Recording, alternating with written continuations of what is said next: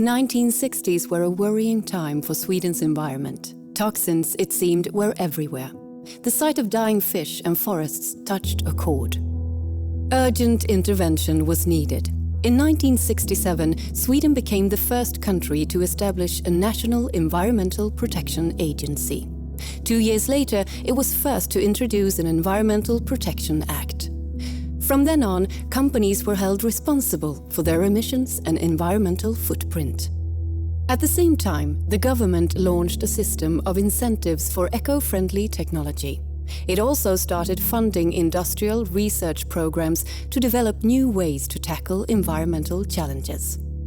Progress was remarkable. As an example, by the late 1970s, Sweden had become a world leader in filter technology for sulfur, dust and heavy metal emissions. Meantime, another trend was paving the way for the cleantech boom. Between 1952 and 1974, central government transferred wide-ranging powers to municipal councils. This decentralization created a strong local framework for environmental policymaking, delivering real change on the ground. Boosted by the right to levy local income tax, municipalities were able to take risks and invest long-term. They kept faith, for instance, in biogas through the early years when the technology was initially unprofitable. This governance model promotes technological progress and an integrated and holistic approach to sustainable development. It also spurs cooperation between the public sector, private business and academia. Unlocking the synergies between urban systems delivers more for less. We call this approach SymbioCity. Let's take a closer look at some of SymbioCity's building blocks, its technology and know-how. Sweden has revolutionized its waste disposal in a few short decades. For many years, most household waste was buried in landfill. Then a new waste management policy was introduced in the 1970s, and today less than 1% of household waste goes to landfill. The aim is to recycle all recyclable material, or where that's not possible, to incinerate it for energy recovery. District heating utilizes energy that would otherwise be largely wasted. In the 1950s and 1960s, Sweden's municipalities took a lead in building communal district energy networks, another example of proactive local government. District heating not only makes cities cleaner, it has also cut Sweden's national CO2 emissions by 20% in 2 decades.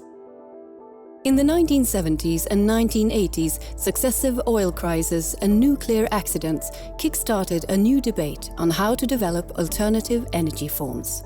And so emerged a groundbreaking policy initiative, a strategy for biofuels.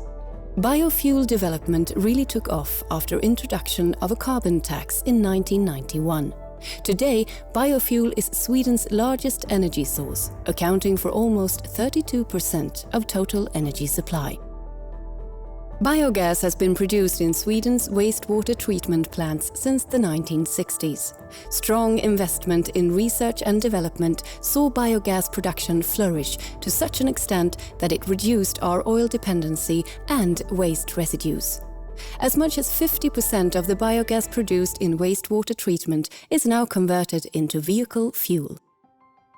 All inner-city buses in Stockholm and other main cities in Sweden run on biogas or ethanol. Here, Sweden takes a holistic approach based on a 4-step model that's inspired development, innovation and bold action. It's about saving on journeys, converting to clean energy, encouraging non-motorized transport, and enabling public and shared alternatives. Everything's connected.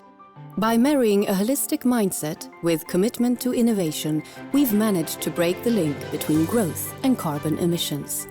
Back in 1980, fossil fuels accounted for 66% of total energy use across all sectors. By 2012, this figure had dropped to 26%. We've overcome many challenges. Now the task is to move towards carbon neutrality. We're already underway. Just watch us go.